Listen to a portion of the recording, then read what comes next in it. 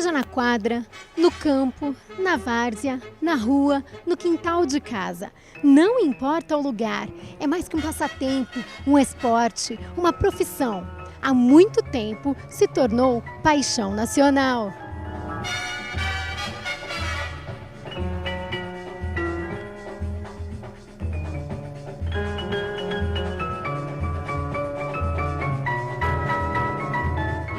Embora não existam dados oficiais de quando e onde surgiu, historiadores descobriram sinais de jogos semelhantes ao futebol em várias civilizações antigas.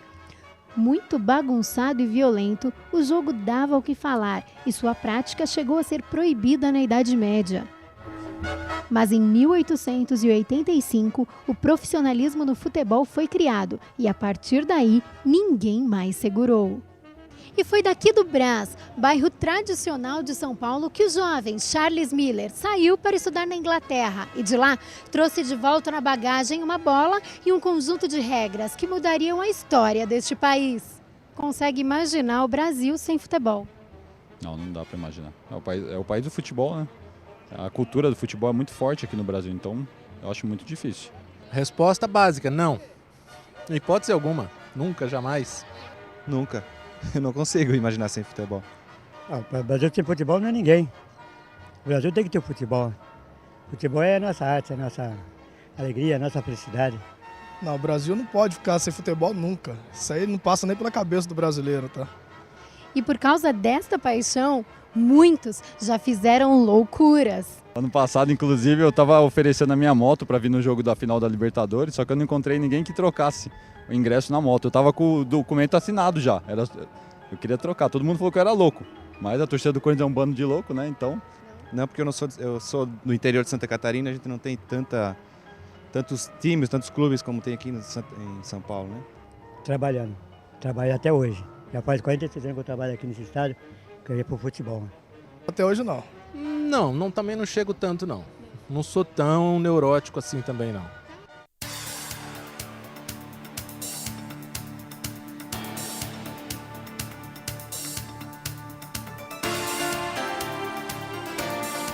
Muito boa noite, meu amigo, minha amiga.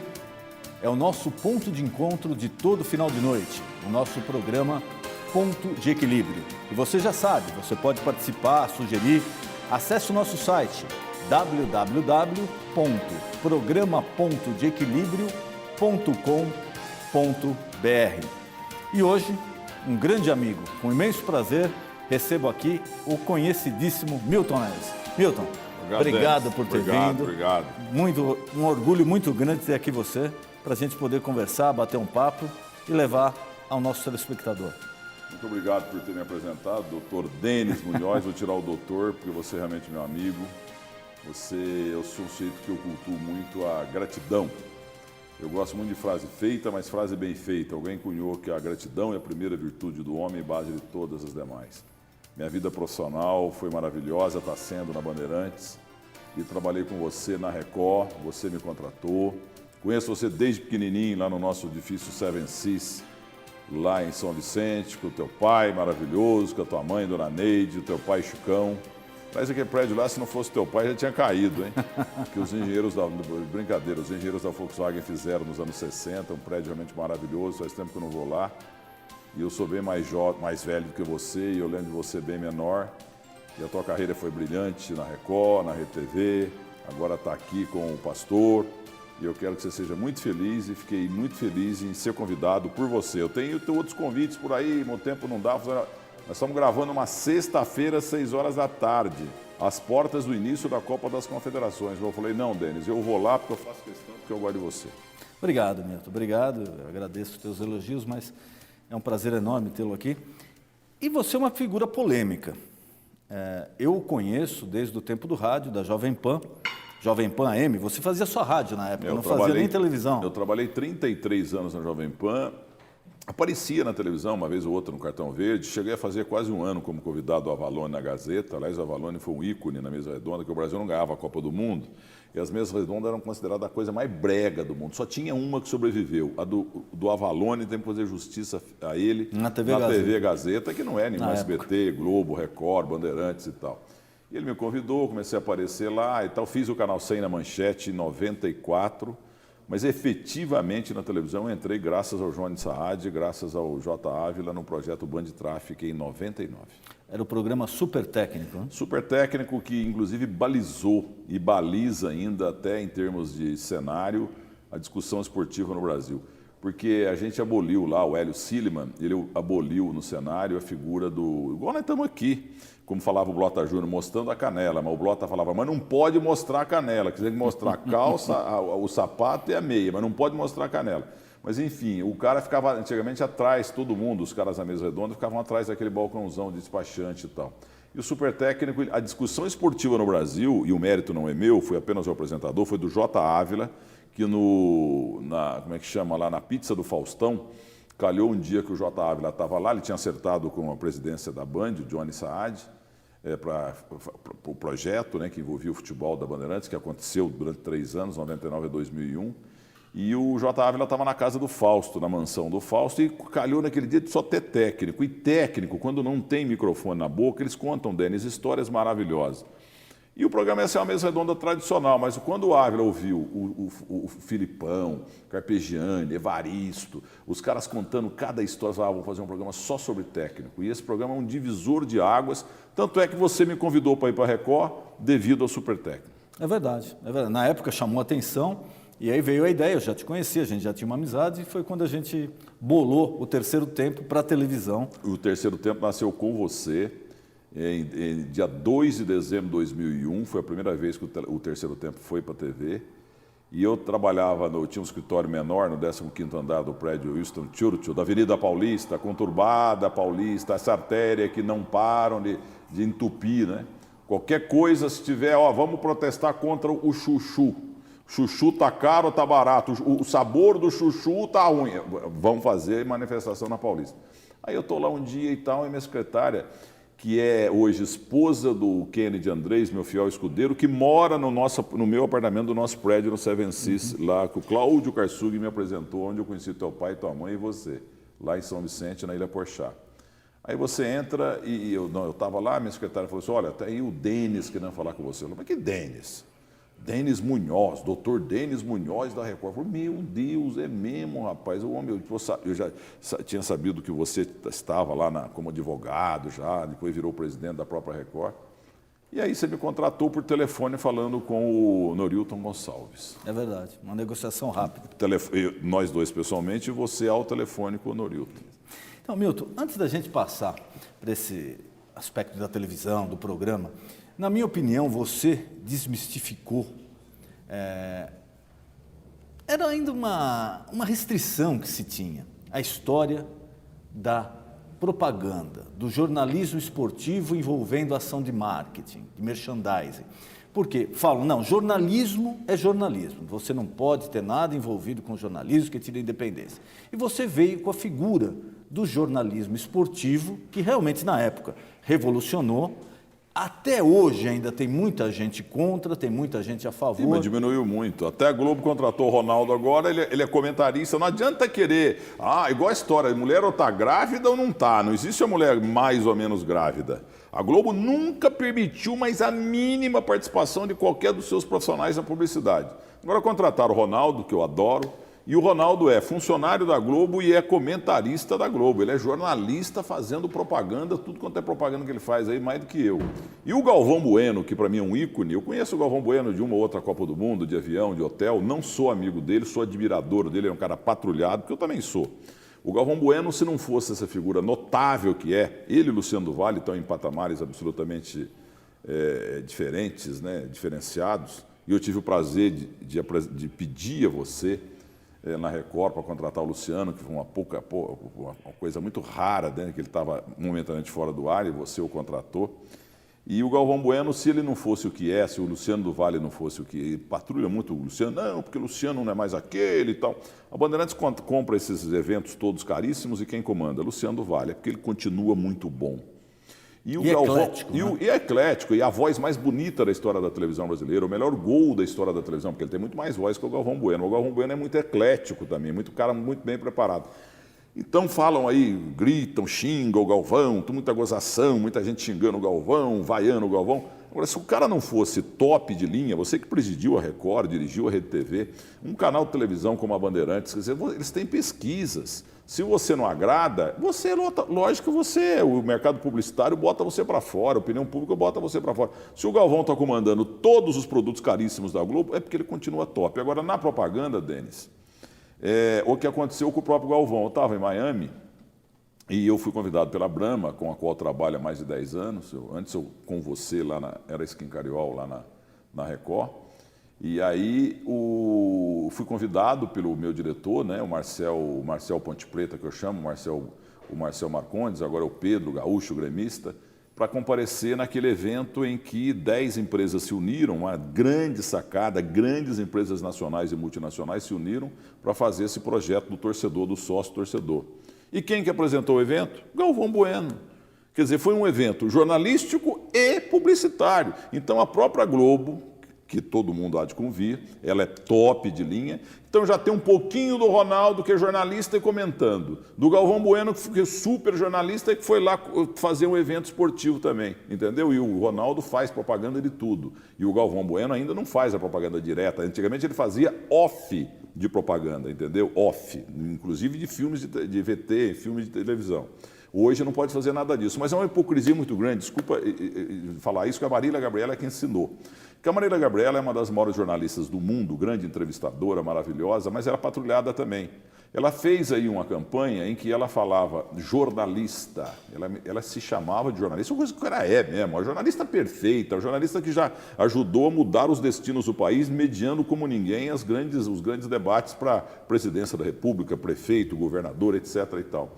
Então ela pegou e falou um dia na Folha de São Paulo, uma hipocrisia muito grande. A Globo não permite que os seus jornalistas façam propaganda. Só que todos eles, ou a maioria, faz evento corporativo, como eu faço para o Brasil inteiro. E você, quando faz palestra, quando você faz evento corporativo, em que você está lá como mestre de cerimônia de um evento, igual nós temos essas belíssimas fotos aqui da região central de São Paulo, você tem lá painel dos grandes patrocinadores daquele evento. Ou um patrocinador, ou 2, ou 3, você é contratado. Eu sou contratado pelas grandes empresas nacionais, eu tenho ido para o Norte e Nordeste, para tudo quanto é canto, sul do país, para apresentar evento. E aquilo é transmitido ao vivo para milhões de pessoas pela internet. E as fotos são publicadas ad eternum também na internet. Então a Marília Gabriela falou assim, que hipocrisia é essa? Não pode fazer propaganda direto no rádio e na televisão, mas faz evento corporativo, aquilo é filmado, transmitido, fotografado e eternizado o global lá atrás do display aqui da Volkswagen, da General Motors, da Renault. Aliás, eu trabalho muito forte com a Renault também. E para concluir nesse assunto, eu tenho uma satisfação muito grande a partir de você, Denis Munhoz, como presidente da Record. Contar para o amigo telespectador. Estou um dia chegando lá na Record, lá na Barra Funda, e aí vem o Marco Antônio Xisco, diretor de merchandising da Record até hoje, um grande São Paulino, apavorado. O presidente Denis quer me matar. E eu falei, você que é culpado. Eu falei, mas eu culpado do quê? Eu não fiz nada de errado. Não, o homem chamou nós dois lá em cima na diretoria, eu e você, que tem mentira nessa história do faturamento do terceiro tempo. Eu falei, mas como? Pô? Eu falo meus anunciantes, os teus anunciantes, e seja o que Deus quiser. Chegamos lá, você estava com a lista, falou, quero saber se teve esse faturamento por mês aqui mesmo. Bravo você estava. Aí eu peguei, deixa eu dar uma olhada, porque eu marcava porque eu tinha meu cachê, eu sabia quantos que eu fiz no mês, né? Eu falei, tá certo, doutor Denis, está certo. E você, bravo, falou assim, bom, já que está certo, não vai terminar o terceiro tempo mais às 11, vai terminar às 11h30. O Boris vai para as 11h30, lembra? Tinha um programa político. Aumentou meia hora. Eu encontrava lá com o Palocci aos domingos, ele falava ao vivo. Aí o programa continuou faturando tanto, mas tanto. Na Copa de 2006, eu e o Xisco fizemos 29 ações de merchandising em 2 horas. Ele como diretor e eu como apresentador. E a Renata Fã era minha assistente de palco, antes teve outras moças lá e tal. Até a Ellen Roche participou conosco também, a Daniela Freitas. E aí o faturamento aumentou tanto, o que você fez? Você tirou o Boris do ar, nem às 11h30 não entrou mais. Aí o terceiro tempo entrava das 9h à meia-noite, teve um domingo que foi das 8h à meia-noite. A gente tenta sempre... Desculpa ter falado, eu estou contando histórias para a empresa históricas envolvendo a publicidade da televisão brasileira. Então, mas você falou aí de um ponto que a empresa proíbe, mas não é só a empresa, não, que tem jornalista que se recusa a fazer ação de merchandising. Que tem todo o direito. Ele E se tem todo o recusa, direito, mas ele se recusa baseado nessa história. Não, o jornalismo não pode se envolver com publicidade. Na minha visão é o seguinte, ele não faz uma separação entre o jornalismo político e o jornalismo esportivo. Que realmente eu não vejo problema O nenhum. jornalismo esportivo é o menos importante, o futebol é a coisa mais importante dentre as menos importantes. O Joelmir Betti, querido Joelmir, que faleceu, ele era um dos maiores jornalistas econômicos do Brasil e ele teve um pecadilho. Ele fez uma publicidade do Bradesco como jornalista publicitário. Realmente ali houve o choque. Agora, futebol é a coisa mais importante dentre as menos importantes. Então eu estou fazendo o terceiro tempo com você lá na Record, terceiro tempo na querida Band, estou fazendo, como eu fiz na época, Bradesco que patrocinou o Canal 100 que eu fiz na Manchete, Mesa Redonda da Gazeta, esses programas todos que eu tenho, Gol, Grande Momento na Band. Eu falo lá que a Renault, que não sei o quê, que a Seara, que a mortadela da Seara é boa. Em seguida nós vamos discutir se o Filipão é um bom técnico ou não é. Pô, qual é o conflito que há nisso? Agora, o crítico em relação a isso, o primeiro jornalista tem todo o direito de não fazer, e muitos não fazem e eles estão de parabéns. É questão de... O Cláudio Zaidan, que é o maior jornalista esportivo do Brasil de rádio, na minha opinião, não faz propaganda. E a gente tem que respeitar. Agora, dura quando há o vestal, né? Quando há o invejoso, que o cara critica você porque ele descobre que você está ganhando muito dinheiro. E muitas vezes você não está ganhando nada, né? Porque a inveja ela foi feita para o invejoso sofrer. Então o cara pega e começa a te criticar porque ele está com inveja daquilo que você eventualmente esteja ganhando, que ele imagina que você esteja ganhando. Agora, aquele que não aceita fazer, a gente tem que respeitar e dar nota 10. E aquele que critica por idealismo mesmo, a gente dá nota 10. Agora, eu só não aceito crítica de gente que critica por inveja. Milton, vamos sair um pouquinho e vamos para o futebol, que é o que o povo gosta de ouvir, a paixão do brasileiro. Eu me lembro que na Copa de 2010, não só você, mas a maioria, né, dos especialistas aí em futebol, falaram, ó, esse time não vai longe. Não vai longe por quê? Convocou mal, deixou de convocar, está com banco de reserva fraco, está sem esquema de jogo. Isso eu falei para o Dunga no Hotel Windsor, dia 12 de maio de 2010. E vários outros jornalistas também falaram que não ia longe e realmente não foi. Aí veio a era Mano Menezes, que acabou e agora estamos na era Passei o tempo Filipão. todo dizendo que ele ia sair. Então, mas qual é a perspectiva que Agora, você ele vê? saiu, o Marinho acertou em tirá-lo. O conteúdo foi certo, mas a forma foi absurda. Porque ele é um sujeito machucado, ele assumiu o Flamengo agora e ele ficou um tempão, doutor Denis, sem assumir time nenhum, porque ele ficou muito machucado. Eu nem o poria na seleção. O lugar era do Muricy Ramalho, que burramente, meu amigo Muricy Ramalho, burramente, mal assessorado, não aceitou a seleção brasileira. Hoje está até desempregado. O lugar era dele. Mas não tem Agora essa o Mano história. entrou, caiu do colo dele e ele foi um mau treinador. Tinha que ter saído. Agora, do jeito que, inclusive, a própria grande imprensa publicou que o Zé Maria Marim e o Marco Polo Del Nero colocaram o Filipão lá, um gaúcho no lugar do outro, antes do corpo esfriar. Quer dizer, o Filipão teria entrado antes de terem mandado embora o Mano. O Mano Menezes, inclusive, está muito chateado com isso. Mas e o Filipão? Eu sou um fã do trabalho do Muricy, ganhou 3 títulos brasileiros aí pelo São Paulo, fez um grande trabalho, mas os críticos dele falam o seguinte, Muricy é um time cascudo, é aquele time que treina, e bola na área, bola alçada, e não Vocês, sai São daquilo. Paulinos, não gostam muito do Muricy? Não, eu gostam? acho que ele hoje é o melhor Estou treinador entregando, do né? Brasil. São Paulino desde moleque, igual meus filhos lá na praia.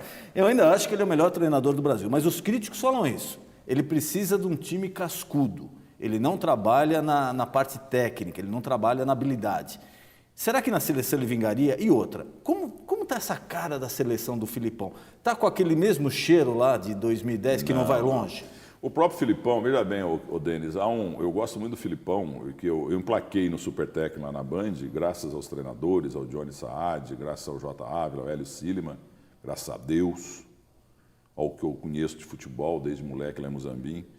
Mas todos os treinadores me ajudaram, mas quem mais me ajudou mesmo foram Zagallo e Filipão.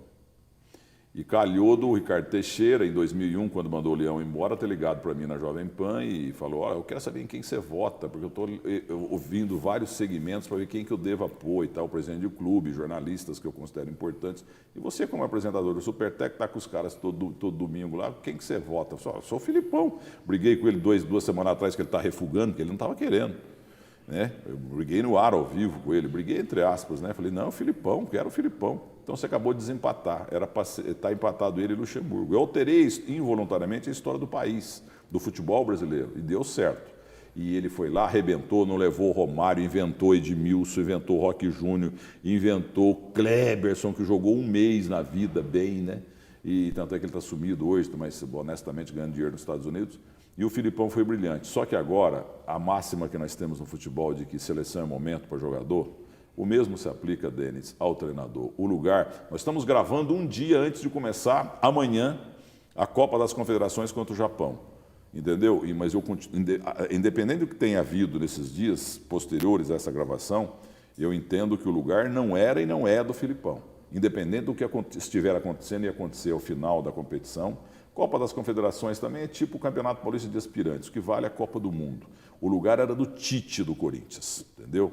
Futebol é momento, é merecimento. Então o lugar era do Tite. Porque o Filipão vem do quê? Ele perdeu tudo desde que ele ganhou a Copa 2002. Perdeu até a final da Eurocopa, onde ele foi muito bem com a seleção de Portugal. Perdeu para a Grécia, mas entendeu? falam muito da passagem dele na Inglaterra, do boicote dos jogadores. Né? Não, ali foi problema de idioma, porque ele não fala um inglês tão ruim quanto o do Joel Santana, e eu não critico, porque eu sou monoglota, você conhece meus filhos, sabe que eles são todos poliglotas, inclusive tem um lá que fala 4 idiomas, o Rafael. Agora, eu não critico ninguém, o inglês de ninguém, porque o meu é seguramente pior do que o do Joel Santana. Mas o problema ali foi que o Filipão também tem problema de idioma, assim como o Luxemburgo teve também no Real Madrid, que o Robinho, no casamento do Robinho, eu fiquei até na mesa lá no Casa Grande Hotel, na mesa com o Kaká, com o Dunga, com a esposa, eu com a minha esposa, que te conhece tão bem também, a Lenice. E ali o Robinho, muito irreverente, aquele jeitinho dele, estava elano também, ele contou que no intervalo, que é aquela legião, né? David Beckham, Zidane, etc. Ele começava falando bem calmamente, bem devagarzinho no intervalo do jogo, o Luxemburgo. Mas falando num portunhol e tal. Mas dali um pouco ele começava a falar. Ele fala comendo sílaba, dali um pouco ele acelerava. Aí os jogadores da Legião Estrangeira do Real Madrid ficavam procurando o brasileiro, o Robinho, assim, pô, não estou entendendo nada, não estou entendendo nada. Então os dois foram vítimas, eu entendo. Houve boicote sim na Inglaterra, no Chelsea, o Filipão. Mas o problema de idioma é um problema muito sério de todos os treinadores brasileiros. Qual é o técnico brasileiro que faz sucesso lá fora? O Otto Glória fez em 66, mas em Portugal. O Filipão foi bem também lá. Agora, o Filipão vem ultimamente de uma segunda divisão do Palmeiras. Ele não podia estar na seleção. Então, você fala que é o momento, como é o momento do técnico, é o momento do jogador. Mas o que acontece com o técnico? De repente, aquele esquema que ele está acostumado a trabalhar, o que ele desenvolveu há 5 a 6 anos atrás, já ficou ultrapassado, tem gente já olhando lá na frente, tem uma tática nova, ele não se aperfeiçoou, porque é difícil de você, de repente, falar. Você vê exemplos aí, o cara era o melhor treinador há 1 ano atrás e hoje está desempregado. Quer dizer, o cara desaprendeu? Você está falando do Muricy, né? O Muricy teve um problema de saúde. Ele não tem feito nem o Cooper dele lá nas Asturas, no Guarujá. Um dos caras mais sérios do futebol. Aliás, o mesmo se aplica ao Dunga e ao Filipão. Eu cansei de meter o pau, por exemplo, no Dunga. Entre aspas, discuti com ele em rede nacional, no Hotel Windsor, em maio de 2010, quando eu falei para ele, você não convocou os 2 moleques do Santos, o Ganso, que estava inteiro fisicamente, e o moleque Neymar, e eles jogam mais do que 80% desses caras que acabou de chamar. Eu falei isso para ele. E ele foi indelicado com você. Foi indelicado. Ele alegou, falou assim, você não entende nada de futebol, teu negócio é propaganda, falando da Brahma. Aí eu peguei, aí já tinham tirado o meu microfone. Eu gritei, mas que Brahma, rapaz, você também é brameiro. Na época a campanha do Nizam Guanais falava em brameiro. Só que eu sou muito melhor que você em Brahma, porque ele era garoto propaganda da Brahma, como eu também já trabalhava para a Brahma. Mas eu fiz ali, eu fui conceitual, fui bem, foi a melhor pergunta que eu fiz na vida. O Ganso estava inteiro fisicamente e jogando 500.000% a mais do que está jogando hoje, porque ele está com problemas no joelho, nos músculos e tal. E o Neymar, eu nem sei o que o Neymar andou fazendo, hein? Desde o jogo que vai ser amanhã dessa gravação, contra o Japão, depois contra o México, contra a Itália. O Neymar estava jogando muito mais do que o máximo do que ele já jogou antes de ter ido agora para o Barcelona. E ele era uma surpresa. Hoje todo mundo marca o Neymar. Todos os times do mundo que enfrentavam o Santos e enfrentam a seleção brasileira já sabem como marcar o Neymar. O Neymar ia para a África do Sul, Denis, onde na África do Sul, inclusive na chegada no aeroporto, eu encontrei com a Cláudia Leite e com o Valdemiro, o Com o pastor, apóstolo, ele apóstolo comentou aqui, comigo que encontrou lá com no você. aeroporto, naquela muvuca toda, né? Até o pessoal veio tudo em cima de mim, assim, eu falei, pô, tô com a bola cheia aqui na África, mas não, os caras vão falar com ele. Né? Queria encontrar do Foi apóstolo. lá no aeroporto, mas a Cláudia Leite foi muito simpática, a baiana também. E o Neymar, ele era surpresa. Os técnicos e backs adversários vão ficar preocupados com o Kaká, com o Luiz Fabiano, e não com ele, Neymar. Então o Neymar poderia ter sido, guardadas as proporções, pela surpresa e pelo talento, em 2010, o que o Pelé foi em 58, que ninguém conhecia, até porque naquele tempo não tinha comunicação nenhuma. O Pelé realmente foi uma grande surpresa. Mas uma coisa eu quero dizer, Dunga, Filipão e Muricy. Muricy não chegou aí para a seleção burramente, mas esses 3 caras, eles muitas vezes convocam e contratam pelas orelhas grandes, nunca pelo bolso. Uma coisa que, pelo menos a mim, não convence. Como é que um técnico que nunca dirigiu um time médio ou pequeno é colocado para dirigir uma seleção brasileira assim do nada? Eles vão pegar o técnico, que foi um ex-jogador, que teve alguma experiência ali no clube, etc. Nunca dirigiu um clube grande, fala, a partir de hoje, fulano, está aqui o apito, você é o treinador da seleção brasileira de futebol, pentacampeão do mundo. Sabe por quê? Vou explicar. Eu fiquei muito amigo no Band Mania em 2010, até voltei na metade da Copa do Mundo. O diretor à época da Band era José Emílio Ambrosio, que agora tem uma produtora de produto político e produto comercial, chamada Infinite, lá na Avenida República do Líbano. Ele me tirou da metade da Copa para fazer o Band Mania, que foi, por sinal, um sucesso. E com o Vampeta, com o Denilson, que foi revelado nesse programa, está contratado até hoje pela Bandeirantes, e o Emerson Rosa, que é hoje o auxiliar técnico do Luxemburgo. E o Emerson, depois nos jantares, toda noite, o programa era diário, toda noite a gente ia jantar. E ele contou histórias do Dunga emocionantes. Uma delas, na volta da Copa de 98, quando foram chegar em Porto Alegre, a imprensa toda estava esperando os 2 gaúchos lá, e tinha algumas polêmicas para variar na crônica esportiva, então o Dunga falou assim, quando chegar o avião, você sai de fina e eu enfrento a turma. O coletivo é comigo, deixa comigo, você não tem culpa nenhuma. Eu era capitão do time, se perdeu, a culpa é minha. Outra coisa do seu Dunga. O Dunga, ele falava para nego badalado forte como o Rivaldo, como o Romário, como o Ronaldo Fenômeno. Falava para os bebetos, vai lá fazer gol, vai lá fazer gol. Se não fizer, deixa comigo que eu cerco aqui no meio do campo. E se você não cercar, Romário falava, aí a culpa é minha. Vai jogar lá na frente, vai fazer gol lá. Se não fizer, eu cerco aqui.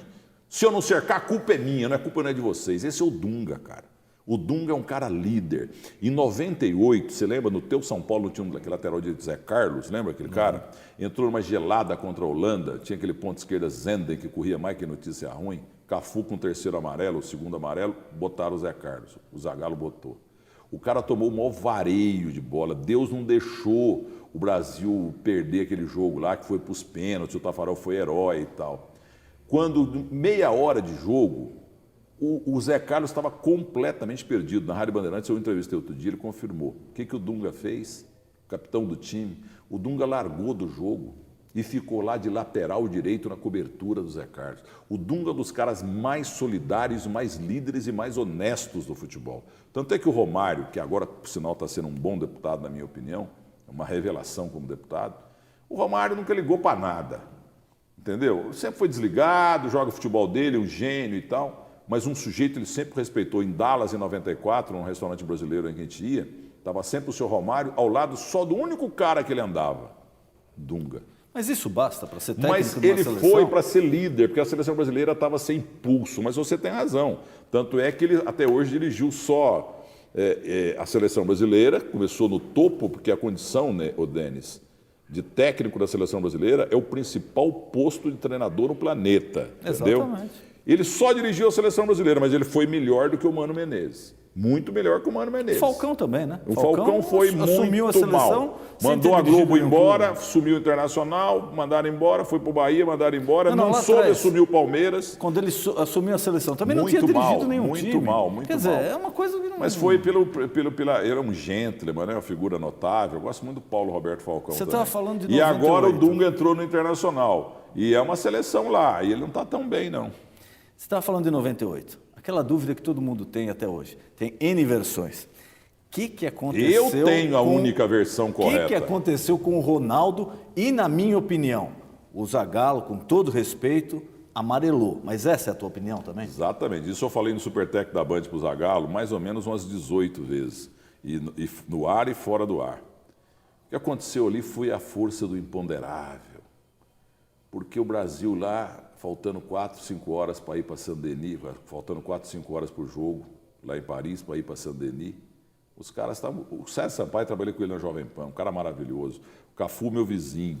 Eu sempre converso com o Cafu sobre isso. O Edmundo trabalha comigo na Bandeirantes. Então, o que aconteceu foi o seguinte. O time está preparado, ganhou nos pênaltis da Holanda e ia para a final com a França. Então, antes de mais nada, a manchete. O Brasil jamais perderia para a França de 3-0. Foi um jogo atípico, que o Cafu explica bem, tem um lance conceitual. Tem um lance que o Petit pega a bola na ponta esquerda, aliás, ele fez o terceiro gol. O Cafu, ao invés de correr atrás do Petit, ele ficou olhando para trás, para ver onde é que estava o Ronaldo. Porque são jogadores que a maioria eles vêm de classes sociais não altas, eles não têm assim muito preparo intelectual, vamos dizer assim, preparo psicológico ou coisa parecida, no relacionamento humano. Eu não estou falando da condição de futebol, que são todos gênios para jogar futebol. Os caras faltando, Denis, 3, 4 horas, 4 e meia, 5 horas para o jogo final da Copa do Mundo, o jogo da vida deles. Eles estão deitados lá, depois de um lanche e tal, de repente o Ronaldo, pela primeira e única vez na vida, teve uma convulsão do olho ficar virando e que saiu uma gosma, o César Sampaio fala, que saiu uma gosma, mais ou menos quase 1 litro de gosma da boca dele, a língua ficou travada lá, e ele e o Roberto Carlos ficaram sem, eles não sabiam fazer esse tipo de coisa, esse ato de medicina, mas enfiaram a mão na boca do Ronaldo, puxaram a língua dele. Algo parecido com um ataque epilético. Isso aí uma gosma, e eles ficaram abalados psicologicamente, primeiro que gostavam muito do Ronaldo, como gostam até hoje, e o Ronaldo ficou morrendo lá, virando o olho e tal. Aí, o que acontece? Comissão técnica e o departamento médico de Toledo, eles pegam o Ronaldo e levam o Ronaldo, depois que ele dá uma melhorada, levaram ele para o hospital. Levaram lá para o Sírio-Libanês de Paris, lá para o Sírio 9 de Julho, para o São Luís, etc.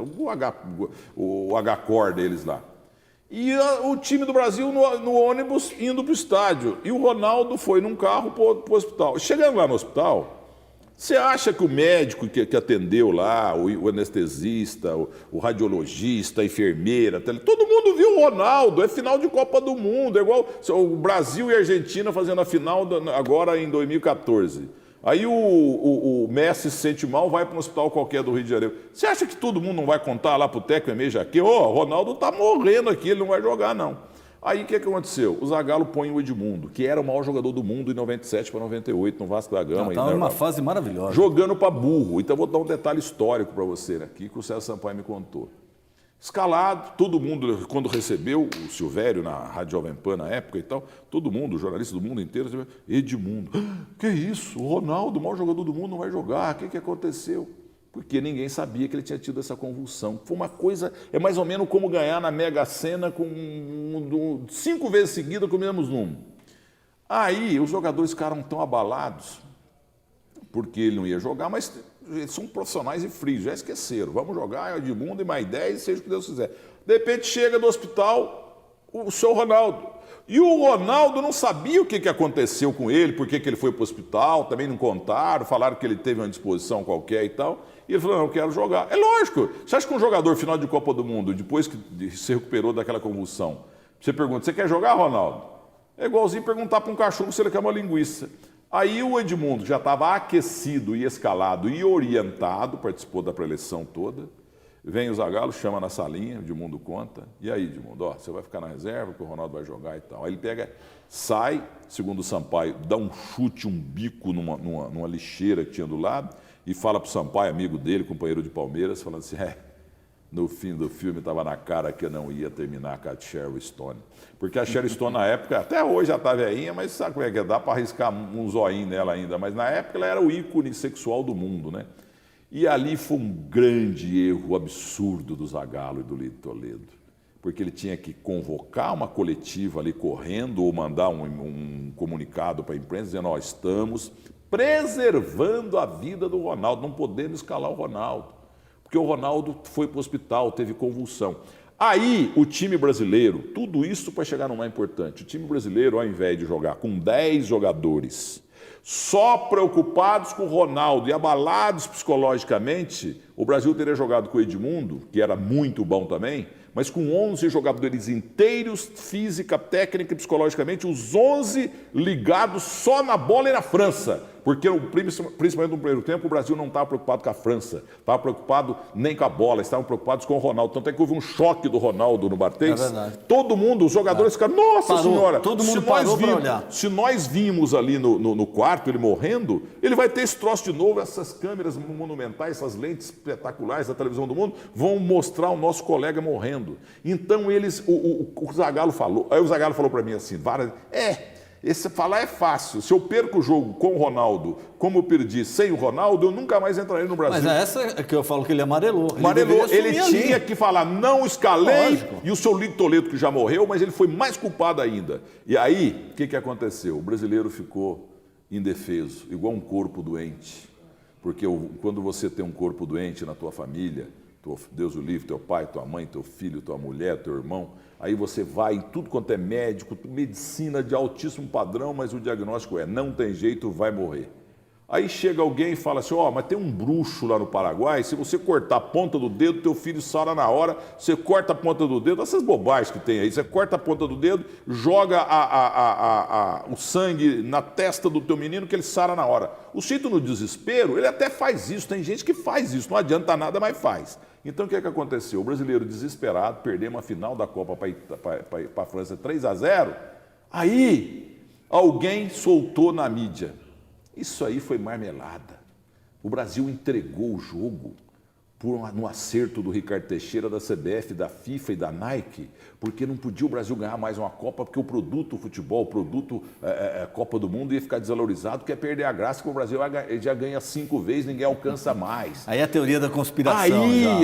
Isso aí ferveu no Brasil, porque o corpo doente. Você pega e cutuca esse corpo doente e fala, perdemos porque foi roubado. Todo mundo acreditou. Abriram até uma CPI da Nike, para ver o quanto que a Nike pagou para que os jogadores brasileiros perdessem. Você acha que você ia chegar no Dunga e falar, Dunga, deixa o Zidane passear no meio do campo lá, que nós temos que perder. Tafarel, cruzou a bola na área, deixa o Zidane fazer gol, tá? Júnior Baiano, não precisa ir na bola não. O Cafu, não precisa ir na bola. Você acha que esses caras que sabem que uma final de Copa do Mundo eles vão ficar para a história, para daqui a 200 milhões de anos os parentes vão ter orgulho dele ter ganho a Copa do Mundo? Você acha que o cara ia vender um jogo, entregar um jogo em final da Copa do Mundo? E outra, Denis, se é que houve no passado, pode haver agora, mas se você quando quiser mudar um resultado de um jogo, você tem que, entre aspas ou sem aspas, comprar o juiz, subornar o árbitro. Ou então o goleiro adversário. Agora, você vai subornar 23, a comissão técnica. E o povo acreditou. Se você fizer uma pesquisa, eu sei que eu estou sendo muito prolixo, mas eu estou dando detalhes históricos de jogadores, ex-jogadores que participaram daquela final, nos quais eu confio. Você já pensou se esses caras tivessem feito isso realmente? O que eles não se perdoariam, mas se tivessem, alguém já tinha falado. Esse caso do Obama aí que mataram o Bin Laden, os marinheiros, os caras lá, os fuzileiros que mataram o Bin Laden, eles tinham um compromisso perante a nação de que não podia contar nunca aquilo que aconteceu. Um já escreveu um livro. É difícil. Já escreveu um livro. Você acha que vai guardar segredo de 23? Entendeu? Não teve absolutamente nada. Nós perdemos porque jogamos mal escalados e psicologicamente o time estava abalado. Agora, se joga o Edmundo, eu sou radical.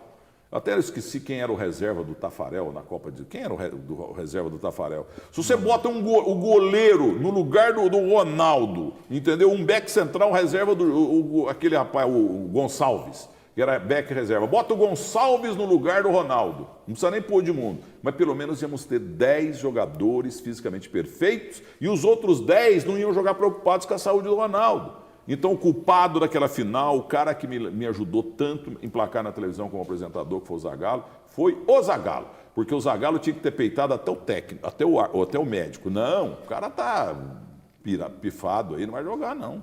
Milton, e jogadores brasileiros? Nos últimos 5 anos, parece que começou a virar o jogo para o mercado brasileiro.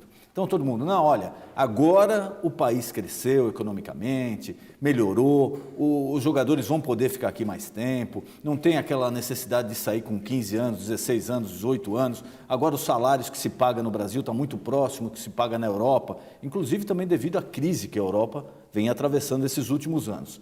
Mas parece que de um tempo para cá, de um ano para cá, a coisa virou novamente. O Lucas do São Paulo foi embora, o Neymar foi embora, o pessoal está em cima do Ganso agora de novo, também do Paris Saint-Germain, para levar embora.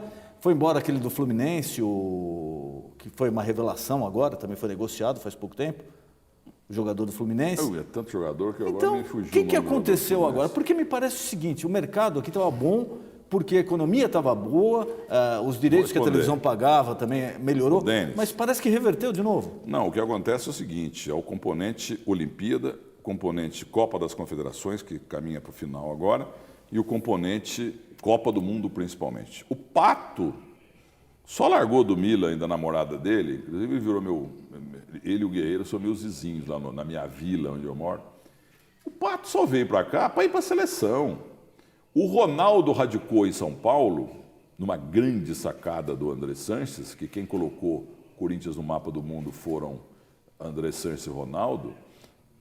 O Ronaldo veio morar em São Paulo, carioca, mineiro, porque o dinheiro do Brasil está em São Paulo. E na época que ele veio, a economia nossa estava bombando e ainda está boa, E o Pato só veio, entendeu? Porque para ficar perto da seleção brasileira, de qualquer técnico que fosse, e para ele ir para a seleção. E ele está frustrado, porque o Filipão levou o Jô, levou todo mundo e não levou ele, né? Então ele já está pensando em voltar. Mas a tua pergunta é muito inteligente, mas são duas coisas, economia brasileira boa e eventos internacionais fortes. Se não, eles iam continuar por lá mesmo, não tinha esse fator retorno aí não. Até mesmo jogadores estrangeiros em fim de carreira, até o Beckham andou ciscando querendo terminar a carreira aqui no Brasil. Agora já desistiu, já encerrou por lá mesmo na França, né? Agora, essas vendas foram pontuais, porque o Lucas...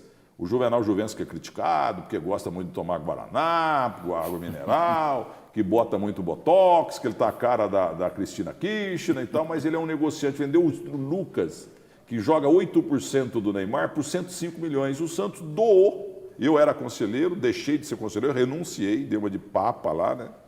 Porque eu renunciei, sim, porque o Santos foi muito ingênuo, muito bobinho. O Santos doou o maior Pelezinho de todos ao futebol do Barcelona. Mas deveria ter vendido antes. Antes. E se o Juvenal Juventus, tão criticado, fosse o presidente do clube onde estava o passe preso do Neymar, ia vender o Neymar por uns 200 milhões de euros. E o empresário no futebol, Milton? Essa figura que todo mundo olha, com restrições. O Wagner Ribeiro é chamado de Wagner Dinheiro, mas ele é esperto, ele tem um cheiro. Ele pintou o Kaká, ele era o empresário do Kaká. Pintou o Robinho, era dele. Pintou o Neymar, era dele também. Sabe como é que é? A Lei Pelé criou essa figura. Então, mas o que a FIFA não consegue desvencilhar, né? Que a própria FIFA, que não foi o Brasil que inventou o empresário, isso vem lá do aspecto internacional. Não, isso daí vem lá do tempo do Juan Filho. Mas aí mas antigamente, quando eu era menino, a figura do empresário era a Tia Augusta Futebol Clube, ou seja, o empresário só servia para acertar o jogo, o Santos jogar em Hannover. Jogava-se por 30, 40 mil dólares, o Pelé ganhava 5%. Jogava-se por dinheiro de pinga. A figura do empresário de futebol, Denis, antigamente, era Elias Zakur, Juan Figuer, Samuel Ratinoff. Esses caras eram agência de turismo. Eu estou citando Tia Augusta porque parece que fechou, lamento muito, que eu fui muito com meus filhos para a Disney com eles. Aí esses caras, o que eles faziam? Marcavam passagem, entendeu?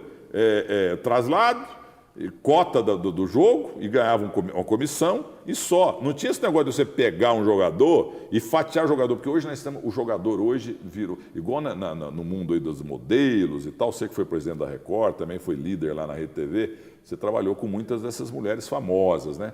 Agora as mulheres são as mulheres frutas, é mulher melancia, mulher isso, mulher aquilo. Agora no futebol nós temos o jogador pizza, cada um tem um pedaço dele. A crítica que se faz à Lei Pelé é exatamente essa. Tirou, né, a escravidão, entre aspas, do jogador com o clube, mas deixou na mão do empresário. Então não resolveu muito. Antes da Lei Pelé, o jogador era escravo mesmo, ele era muito preso.